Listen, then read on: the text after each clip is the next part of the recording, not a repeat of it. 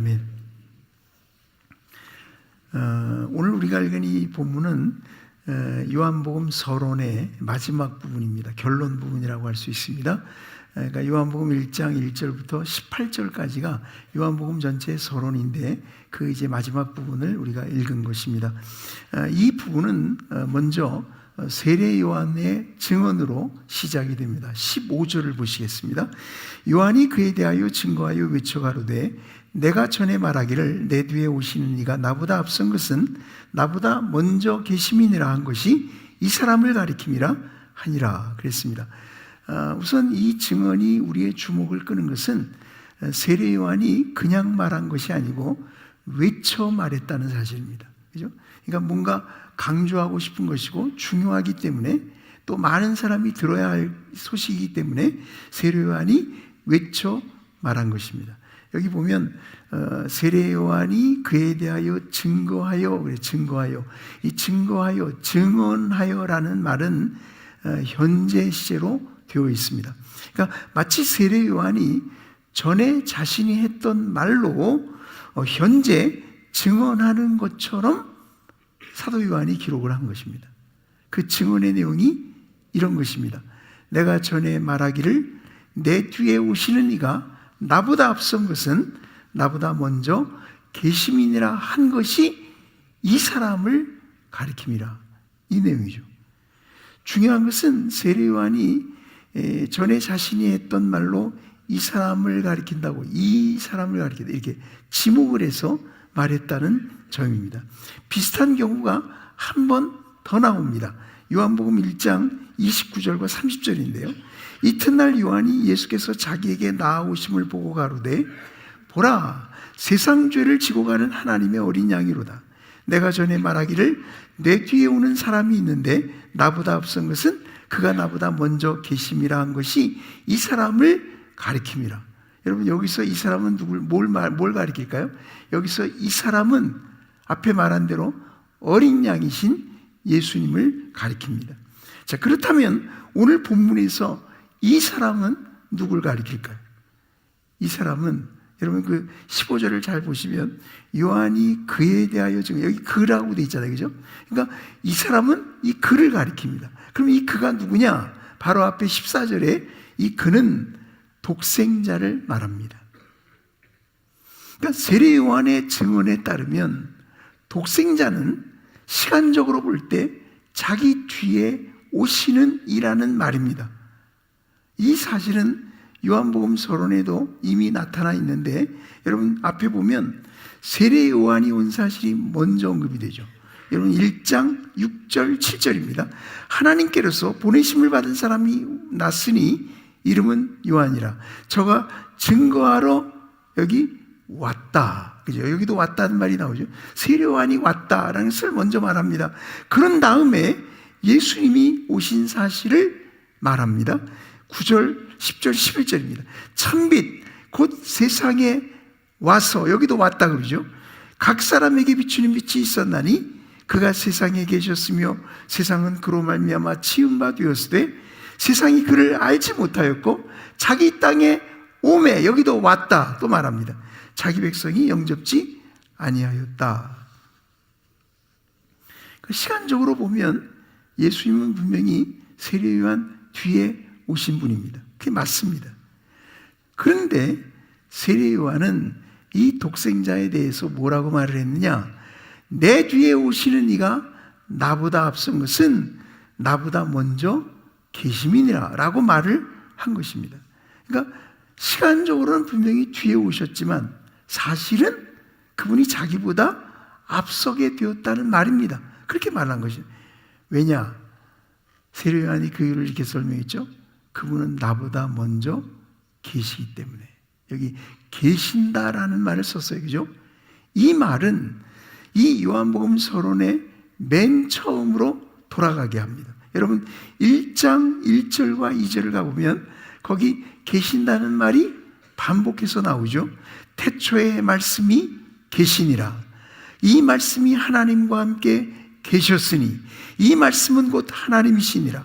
그가 태초에 하나님과 함께 계셨고 따라서 오늘 여기 세례 요한이 나보다 먼저 계시민이라 할 때 세례 요한의 증언은 이 독생자가 바로 태초에 계신 하나님이시란 사실을 증언하고 있었던 겁니다. 이러한 세례 요한의 증언에다가 사도 요한이 설명을 붙이는데 16절입니다. 우리가 다 그의 충만한 데서 받으니 은혜 위에 은혜로라 그랬습니다. 여러분, 이 설명은 분명히 앞에서 말했던 내용을 토대로 하고 있습니다. 여러분, 1장 14절에 가보면 앞에서 이렇게 말했죠. 말씀이 육신이 되어 우리 가운데 거하시, 여기 우리가 나오잖아요, 그죠? 우리 가운데 거하심에 우리가 그 영광을 보니 아버지의 독생자의 영광이요 은혜와 진리가 충만하더라. 여기 충만하다는 말도 여기 또 나옵니다. 그렇죠? 우선 우리가 다라는 말, 이 우리는 누굴 가리킬까요? 14절을 보면 이 우리는 모든 그리스도인, 우리를 말합니다. 그리스도인을 가리킵니다. 뿐만 아니라 그의 충만한 데서라고 되어 있는데, 이것은 앞에서 말한 대로 은혜와 진리가 충만한 독생자를 가리킵니다. 그렇게 되어 있습니다. 그런데 이제 우리가 주목해야 할 말은 뭐냐면, 모든 그리스도인은 그의 충만한 데서 받는다는 거예요. 뭘 받습니까? 은혜 위에 은혜를 받는다. 이렇게 되어 있어요. 은혜 위에 은혜라라 이렇게 되어 있습니다. 여기 은혜 위에 은혜라고 말할 때 그 위에라고 번역된 전치사가 헬라어로 안티라는 전치사, 안티. 이 말이 요한복음에 여기 딱 한 번 나와요. 다른 데 안 나옵니다. 근데 이 안티라는 말은 위에라는 뜻도 있지만 대신에라는 뜻도 있습니다. 그러니까 은혜 위에 은혜라는 말은 은혜가 점점 쌓여간다는 뜻이잖아요. 은혜가 이렇게 축적되는 것을 보여줍니다. 근데 은혜 대신에 은혜라고 하는 말은 한 종류의 은혜가 다른 종류의 은혜로 대체됨을 의미합니다. 근데 중요한 것은 다른 헬라어 문헌을 찾아보면, 이건 물론 이제 학자들이 다 연구한 결과인데, 다른 헬라어 문헌을 찾아보면 이 안티라는 말이 위에라는 뜻으로 쓰인 경우가 없다는 거예요. 그렇기 때문에 이 안티라는 말은 일반적으로 대신에라는 의미로 쓰인다고 보는 것이 맞다는 것입니다. 그렇다면 오늘 본문에서도 사도 요한이 말한 것은 은혜 위에 은혜가 아니고 은혜 대신에 은혜라는 말일 겁니다. 그게 무슨 뜻일까? 사도 요한이 거기에 대해서 설명을 갖다 붙이죠. 그게 17절입니다. 17절 다시 한번 읽어보겠습니다. 시작. 율법은 모세로 말미암아 주신 것이요 은혜와 진리는 예수 그리스도로 말미암아 온 것이라. 여러분, 이 문장을 읽으시면 어떤 느낌이 드세요? 이 문장은 단순한 대조가 아닙니다. 왜냐? 여기 보면 모세로 말미암아 주신 것이요 그랬죠. 근데 뒤에는 뭐라 그랬어요? 예수 그리스도로 말미암아 주신 것이요 그러질 않고 온 것이라고 바꿔 썼습니다. 그렇기 때문에 이것은 단순한 대조가 아니라는 것을 우리가 알게 됩니다. 여기 온 것이라는 이 말이 중요합니다. 중요합니다. 여러분, 여기 온 것이라고 할 때 이 오다는 말은 15절에 보면 내 뒤에 오시는 할 때 그 온다는 말과 다른 단어예요. 그 15절에 온다는 말은 헬라어의 엘코마 이런 말이고, 이건 이제 이렇게 장소의 이동을 그냥 가리키는 말이죠. 근데 오늘 본문에 온 것이라고 하는 이 말은 헬라어의 기노마이라는 말인데, 이 말은 이 요한복음 서론에만 무려 9번이나 나옵니다. 우리말 성경에는 이 말을 어떻게 번역했냐면 짓다, 이게 창조한다는 말이에요. 그렇게 번역하기도 하고, 또는 이 말은 되다 이렇게 번역하기도 하고, 또 다른 데는 오다 이렇게도 번역했습니다. 그러니까 여러 가지 의미로 번역이 가능한 말입니다. 근데 주목할 것은 뭐냐면 이 기노마이라고 하는 이 말, 온 것이라 할 때 이 말은 예수 그리스도를 통한 하나님의 창조 사역을 가리킨다는 사실입니다. 여러분, 1장 그 3절을 가보면 이렇게 되어 있죠. 만물이 그로 말미암아 지은 바 되었으니 이때 이 지은 바 되었다, 이 같은 말이에요. 기노마이, 같은 말이에요. 지은 것이, 여기도 기노마이, 하나도 그가 없이는 된 것이 없다 할 때 이 되다는 말도 기노마이입니다. 여기 세 번이나 똑같은 단어를 썼습니다. 이건 뭡니까? 그리스도를 통해서 하나님이 창조하신 것을 말할 때 이 단어를 쓴 거예요. 10절에도 가보면 그가 세상에 계셨으며 세상은 그로 말미암아, 여기 그는 물론 말씀이신 그리스도를 말하죠.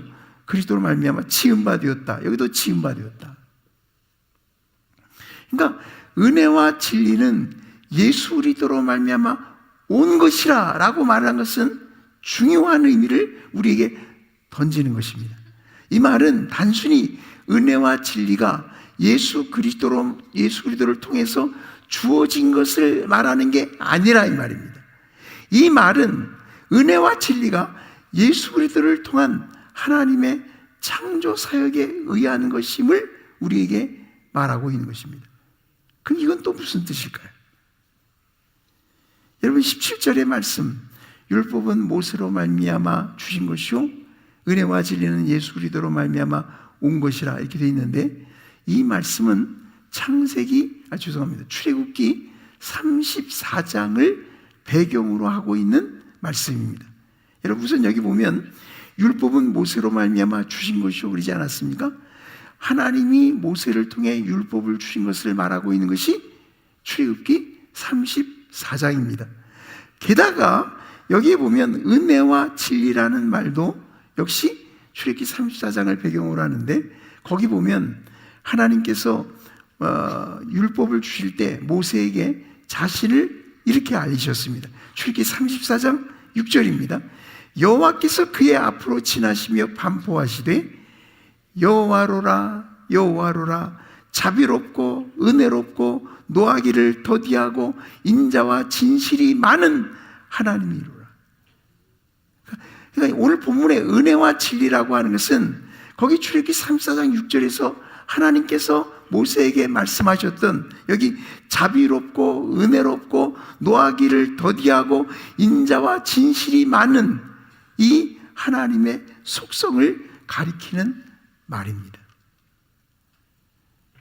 그러면 왜 은혜와 진리는 예수 그리스도로 말미암아 주신 것이라고 말하지 않았을까? 왜 주신 것이라는 말을 온 것이라는 말로 바꾼 것일까 하는 겁니다. 출애굽기 34장을 우리가 읽어보면 하나님께서 모세에게 자신을 계시하셨는데 그 계시가 불완전한 것이었다는 걸 우리가 알 수가 있습니다. 출애굽기 33장 19절을 가보면 거기 이렇게 돼 있어요. 하나님께서 모세가 하나님의 영광을 보여달라고 그러니까 하나님이 모세에게 하시는 말씀이죠. 이렇게 말씀하세요. 내가 나의 모든 선한 영상을 내 앞으로 지나게 한다. 여기 지나게 한다. 이런 표현을 써요. 여호와의 이름을 내 앞에 반포하리라. 나는 은혜 줄 자에게 은혜를 주고 긍휼히 여길 자에게 긍휼을 베푸느니라. 내가 내 얼굴을 보지 못하니 나를 보고 살 자가 없음이니라. 그러니까 하나님의 영광을 좀 보여주세요. 그러니까 내 얼굴을 볼 수는 없어. 보면 다 죽거든. 하나님 말씀하시는 거죠. 보라, 내 곁에 한 곳이 있으니 너는 그 반석 위에 섰으라. 내 영광이, 여기도 지날 때, 지나간다 그러잖아요. 내가 너를 반석 틈에 두고 내가 여기도 지나도록 내 손으로 너를 덮었다가 손을 거두리니 내가 내 등을 볼 것이요 얼굴은 보지 못하리라. 그러니까 하나님께서는 모세가 하나님의 얼굴 대신에 등을 보게 될 거라고 말씀하신 거죠. 이게 무슨 말입니까? 하나님의 영광을 보여달라고 그랬는데 하나님의 영광을 보여주실 수는 없고 보여주신 건 아니고 대신에 하나님의 영광이 모세 앞을 지나가게 하시겠다고 말씀하신 겁니다. 그래서 34장 6절에 보면 여호와께서 그의 앞으로 여기도 지나시며 그러죠. 그죠? 지나가신다. 이렇게 지나가신다. 지나시며 반포하시되. 그러니까 실제로 하나님의 영광을 모세에게 쑥 보여주신 게 아니고 그냥 지나가는 정도로만 보여주신 거다, 이런 얘기죠. 그러면서 여호와로라 여호와로라 자비롭고 은혜롭고 노하기를 더디하고 인자와 진실이 많은 하나님이로라. 무슨 얘기냐면 모세는 하나님의 영광을 보여주셨으면 하고 바랬지만 하나님은 모세의 소원대로 보여주진 않고 그냥 그 영광이 이렇게 지나가게만 하셨습니다. 왜냐하면 그 영광을 보고 살 자가 아무도 없기 때문에. 그에 비해서 하나님께서 예수 그리스도를 통해서 자신을 계시하신 것은 완전한 것이었다라고 말하는 겁니다. 오늘 요한복음 1장 17절 말씀에 은혜와 진리는 예수 그리스도로 말미암아 온 거라 그랬잖아요. 주신 게 아니고 온 거라. 이게 왔다, 그렇게 썼습니다. 왔다. 그래서 그 왔기 때문에 어떻게 했을까요? 하나님이 오셨어요. 그래서 하나님을 볼 수 있게 된 거죠. 그래서 1장 14절에 이렇게 쓴 겁니다. 말씀이 육신이 되어 우리 가운데 거하심에, 여기 육신이 되어라고 하는 이 되어라는 말 기노마이고 그리스도로 말미암아 온 것이라고 온다는 말도 기노마이거든요. 같은 의미예요. 같은 의미. 그래서 말씀이 육신이 되어 우리 가운데 거하심에, 그래서 어떻게 됐습니까? 우리가 그 영광을 봄에 보게 되었다. 보니까 아버지의 독생자의 영광이고 은혜와 진리가 충만하더라. 사도 요한이 그렇게 기록을 한 것입니다. 그러니까 과거에는 하나님이 모세를 통해 율법을 주셨다면 지금은 하나님이 예수 그리스도를 통해 오신 겁니다. 오신 겁니다. 그래서 모든 그리스도인이 예수 그리스도를 통해 하나님의 영광을 보게 하신 겁니다. 여기서 오늘 성경을 여러분 보시면 여기서 성경은 이 독생자가 누군가를 비로소 밝히죠. 이 독생자가 예수 그리스도라고 처음으로 밝힙니다. 그전에 이 말이 안 나왔죠. 여기서 처음 밝히죠. 이것은 새롭고 인격적이고 최종적인 계시임을 우리에게 보여줍니다. 여러분, 성탄은 이러한 계시가 주어진 날입니다. 동방의 박사들은 별을 보고 이러한 계시 가운데로 인도를 받았습니다. 그래서 그들이 예루살렘에 와서 뭐라고 말했다고 그랬어요? 유대인의 왕으로 나신 이가 어디 계시요? 우리가 동방에서 그의 별을 보고 그에게 경배하러 왔노라 그랬습니다. 여러분, 이 경배한다는 말은 마태복음을 읽어보면 사람에게는 절대 쓰지 않는 말입니다. 누구에게 써요? 하나님에게만 씁니다. 그러니까 이들이 경배하러 왔다고 말할 때 이 탄생하신 아기가 하나님이라는 사실을 이들은 알게 되는 거죠. 결국 이들은 별의 인도를 따라서 아기 예수께로 갔었고 그리고 그 아기 예수께 경배했다고 성경이 말합니다. 마태복음 2장 9절에 보면 박사들이 왕의 말을 듣고 갈새 동방에서 보던 그 별이 문득 앞서 인도하여 가다가 아기 있는 곳 위에 머물러 섰는지라. 저희가 별을 보고 가장 크게 기뻐하고 여러분, 왜 이렇게 큰 기쁨을 이들이 맛보았을까요? 그 별 때문이 아니죠. 그 별이 가리키는 분이 누구인가를 이들은 보았기 때문이죠. 그래서 집에 들어가 아기와 그 모친 마리아와 함께 있는 것을 보고 엎드려 아기께 여기도 경배하고 보배합을 열어 황금과 유황과 모략을 예물로 드렸다고 성경은 말하고 있는 것입니다. 유대의 목자들은 천사들을 통해 이 놀라운 계시 가운데로 인도를 받았습니다. 그래서 들에서 자기 양떼를 밤중에 지키고 있던 목자들에게 한 천사가 나타나서 전해준 소식이었죠. 무서워 말라. 보라, 내가 온 백성에게 미칠 큰 기쁨의 좋은 소식을 너희에게 전하노라. 오늘날 다윗의 동네에 너희를 위하여 구주가 나셨으니 곧 그리스도 주시니라. 너희가 가서 강보에 쌓여 구유에 누인 아기를 보리니 이것이 너희에게 표적이니라.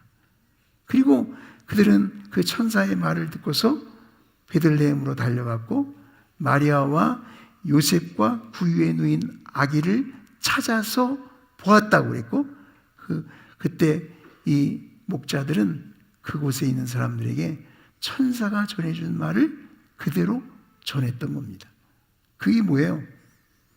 오늘날 다윗의 동네에 너희를 위하여 구주가 나셨으니 곧 그리스도 주시니라.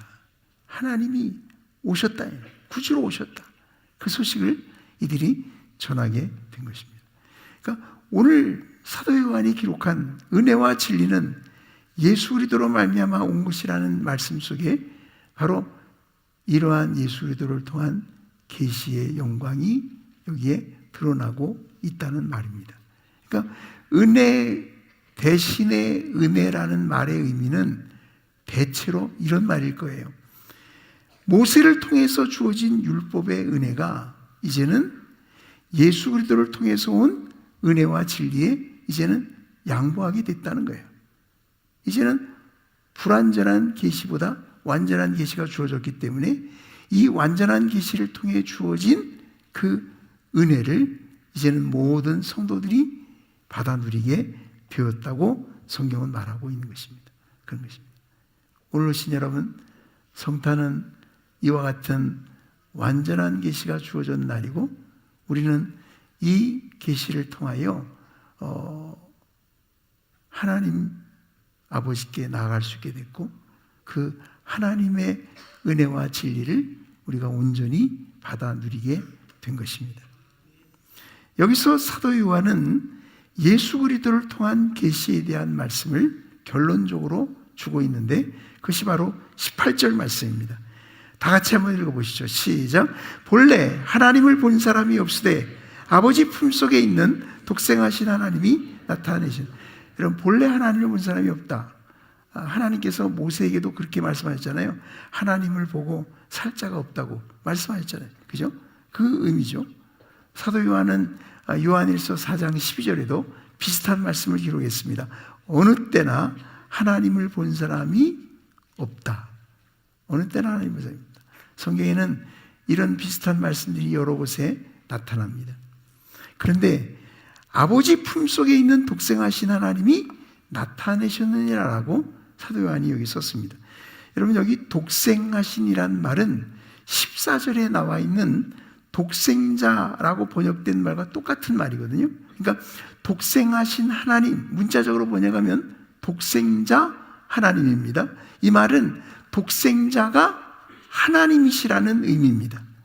여러분, 1절에 가보면 1절에 뭐라 그랬냐면 이 말씀은 곧 하나님이시니라 말씀한 것과 같은 의미라고 할 수 있어요. 또 여기 아버지 품속에 있다라고 하는 말은 독생자가 아버지가 사랑하시는 아들임을 우리에게 나타내 줍니다. 여러분, 이 아버지 품속에 있다는 말이 그런 의미죠. 그죠? 사도 요한이 이 품이란 말을 자기와 관련해서도 썼어요. 요한복음 13장 23절에 보면 예수의 제자 중 하나 곧 그의 사랑하시는 자, 이게 자기거든요. 사랑하시는 자가 예수의 품에 의지하여 누웠다. 여기 예수의 품. 오늘 본문에는 아버지의 품이죠. 그죠? 이게 뭐예요? 품에 있다는 것은 사랑받고 있다. 이 말. 사랑받는 자녀로 같이 있다. 이런 얘기. 여러분, 1절에 가보면 이 말씀이 하나님과 함께 계셨으니 라고 말을 했는데 역시 같은 의미를 전해주고 있다고 할 수 있습니다. 그러니까 사도 요한은 요한복음 서론의 마지막 부분에서 다시 한번 처음과 마찬가지로 이 예수 그리스도의 유일성에 대한 사실을 우리에게 분명히 밝혀 말해주고 있습니다. 그러니까 예수 그리스도는 하나님의 하나뿐인 아들이라는 점에서 유일하시다. 그 사실을 분명히 밝히고 있습니다. 하나님에게는 아들이 하나밖에 없어요. 왜 아들이죠? 독생자죠. 그죠? 그거는 바로 하나님이십니다. 지금 그 사실을 여기서 다시 한번 밝히고 있는 거죠. 근데 이제 중요한 것은 이 예수 그리스도로 말미암아 은혜와 하나님께서 아버지 품속에 있는 독생하신 하나님이 나타내셨다, 이렇게 말을 한 것입니다. 여기 나타내셨다라고 하는 말은 다른 곳에서는 보통 말하다 또는 고하다, 우리말에 그렇게 번역을 했어요. 고하다는 말은 알린다는 말이거든요. 그래서 새번역 성경에도 보면 이렇게 번역했습니다. 일찍이 하나님을 본 사람은 아무도 없다. 아버지 품속에 계신 외아들이신 하나님께서 하나님을 알려주셨다. 여기 알려주셨다, 이렇게 이제 번역을 한 것입니다. 근데 이 말씀을 제가 다시 한번 좀 번역을 해드리면 이렇게 번역할 수 있어요. 원문대로 그대로 번역하면 아무 때나 또는 일찍이, 이 말이죠. 아무 때나 하나님을 본 사람이 없다. 아버지 품속에 있는 독생자 하나님, 그리고 그가, 이렇게 되어 있어요. 그러니까 그는 앞에 나온 아버지 품속에 있는 독생자이신 하나님을 가리키는 말이죠.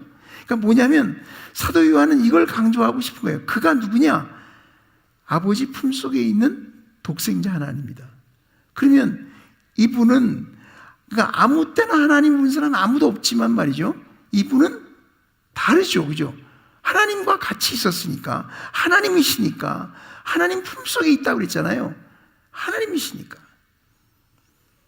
이 독생자는 하나님을 보셨다, 이 말입니다. 그래서 예수님께서 요한복음 6장 46절에 가보면 유대인들에게 이렇게 말씀하신 적이 있습니다. 이는 아버지를 본 자가 있다는 것이 아니라, 아무도 본 사람 없죠. 오직 하나님에게서 온 자만 아버지를 보았네. 누가 봤다는 거예요? 예수님 자신이 보았다, 이 말이죠. 예수님 말고는 하나님 아버지를 본 사람 아무도 없죠. 우리가 요한복음 읽어보면 예수님께서 하나님 아버지를 보신 것에 대해서 이렇게 반복적으로 말씀하시는 것을 우리가 볼 수가 있습니다. 요한복음 3장 11절에 보면 진실로 진실로 내게 이르노니 우리 아는 것을 말하고 본 것을 증거하노라. 본 것을 증거한다. 3장 32절에도 그가 그 보고 들은 것을 증거하되 그의 증거를 받는 이가 없도다. 5장 19절에 그러므로 예수께서 저에게 이르시되 내가 진실로 진실로 너에게 이르노니 아들이 아버지 하시는 일을 보지 않고는 아무것도 스스로 할 수 없다. 봤다 이거지. 봤다. 난 아버지가 하시는 일 다 봤다. 8장 38절에도 나는 내 아버지에게서 본 것을 말한다. 그러니까 하나님 아버지에 대해서 우리에게 말씀해 주실 수 있는 분, 알려주실 수 있는 분은 한 분, 예수 그리스도밖에 없죠.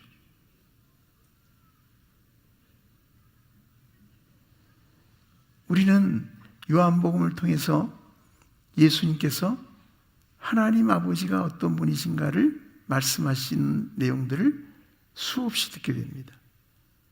우리가 그 사실을 믿고 받아들일 수 있는 이유는 예수님은 본 것을 우리에게 말씀해 주시기 때문에, 아무도 본 사람은 없지만 그분에게서 오신 예수 그리스도께서 그분에 대해 증거해 주시는 것이기 때문에 우리가 그 말씀을 신뢰하고 받아들일 수 있게 되는 것입니다. 한 번은 예수님이 성전에서 이렇게 외쳐 말씀하셨다. 여기도 외쳐 말씀하셨다고 그러는데 너희가 나를 알고 내가 어디서 온 것도 알거니와.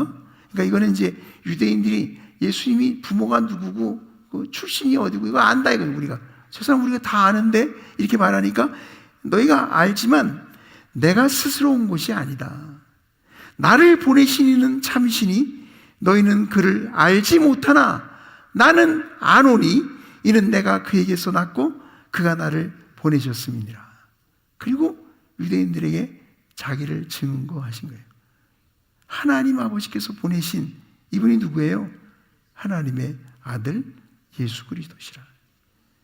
그래서 요한복음 읽어보면 요한복음의 1장부터 시작해서 1장 19절부터 시작을 해서 이제 12장까지가 예수님의 공적인 활동을 기록하고 있는데 예수님의 그 공적 활동의 맨 마지막에 가보면 맨 마지막이 예수님의 이런 선언으로 끝을 맺고 있습니다. 이렇게 돼 있어요. 12장 44절 예수께서 외쳐 가라사대, 여기도 외쳤다고 그죠? 외쳐 가라사대, 나를 믿는 자는 나를 믿는 것이 아니요 나를 보내신 이를 믿는 것이며 나를 보는 자는 나를 보내신 이를 보는 것이니라. 여러분, 하나님을 보여달라고 그럴 게 없습니다. 왜요? 예수 그리스도를 통해 우리는 하나님을 보게 되었기 때문입니다. 우리는 예수 그리스도를 통해 하나님의 말씀을 듣기 때문입니다. 오늘 이 성탄절 아침에 오신 우리 모든 성도들 가운데 이런 그리스도의 놀라운 은혜가 있게 되기를 바랍니다.